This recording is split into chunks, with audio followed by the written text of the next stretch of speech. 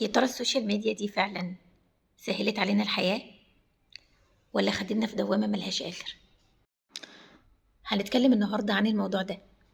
يعني هناخد كام جانب إيجابي كده على كام جانب سلبي، وهسيب لكم طبعا مطلق الحرية في التعليقات، إن كل واحد ليه وجهة نظر مختلفة عن التاني، ممكن تكون هي صح وممكن تكون هي غلط. هنتكلم الأول عن شوية الإيجابيات اللي أنا شايفاهم فعليا موجودين. أول حاجة التواصل السريع. هتقولي التواصل السريع ازاي؟ ايوه طبعا بنقدر نتواصل مع اي شخص وفي اي مكان وفي اي وقت حتى لو كان بينا مسافات كتير.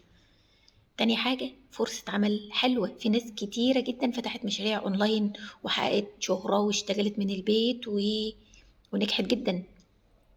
تالت حاجة التعليم، تقدر تتعلم كل حاجة، في كورسات في كل حاجة، تقدر تتعلم كل حاجة وفي أي وقت، فهي جانب حلو جدا جدا في موضوع التعليم. وكمان التعبير عن الرأي، زمان ما كانش طبعا الموضوع ده موجود، وحاليا برضه هو موجود بس بقيود معينة وطبعا ليها كامل الاحترام. طيب ايه بقى الجانب السلبي؟ انا شايفة ان هي ادمان وضياع للوقت، بنقعد نعمل سكرول كده على الشاشة ونقضي ساعات وما نحسش بالوقت خالص، بتاكل الوقت، فده يعتبر ادمان وضياع للوقت. تاني حاجة المقارنة السلبية. هتقولي يعني ايه المقارنة السلبية؟ هقول لكم. لان احنا لما بنشوف حياة الناس على السوشيال ميديا بنحس انها مثالية، وزي ما اتكلمنا في الموضوع ده قبل كده، بنحس انها مثالية وجميلة، ونيجي بقى نقارنها بحياتنا نحس ان حياتنا ناقصة وان احنا مش مبسوطين، وده طبعا بيعمل لنا ضغط نفسي. طيب ايه كمان؟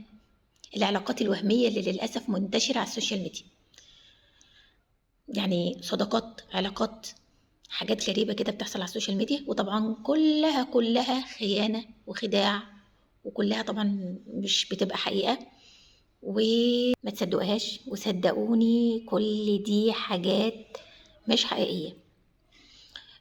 برضو من الحاجات اللي ممكن نلاقيها موجودة نشر المعلومات الغلط، يعني أنا ممكن أقرأ عليها معلومات وأصدقها وتطلع هي أصلا معمولة غلط، ودي ممكن تكون بتدمر أشخاص بل مجتمع بالكامل.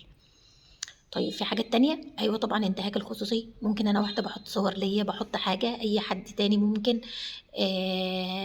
يعني يستخدمها استخدام مش كويس، وطبعا اللهم لك الحمد الموضوع ده بدأوا يقننوه وليه عواقب وبيتعالج يعني. طيب في حاجة تانية؟ في حاجات تانية كتيرة جدا، بس أنا طبعا مش هقولها كلها، أنا هسيب لكم انتوا تجاوبوا على الموضوع ده كل واحد من وجهة نظره. بس ليا تساؤل، التساؤل بتاعي، هل قبل وسائل التواصل الاجتماعي الجرائم دي أصلا كانت موجودة ووسائل التواصل الاجتماعي أظهرتها، ولا هي ساعدت أصلا على انتشارها؟ وهل الانحلال الأخلاقي ده كان موجود ولا برضه وسائل التواصل الاجتماعي أظهرته، ولا ولا إيه؟ لأن أنا بصراحة الحاجتين دول تعبين نفسيتي جدا،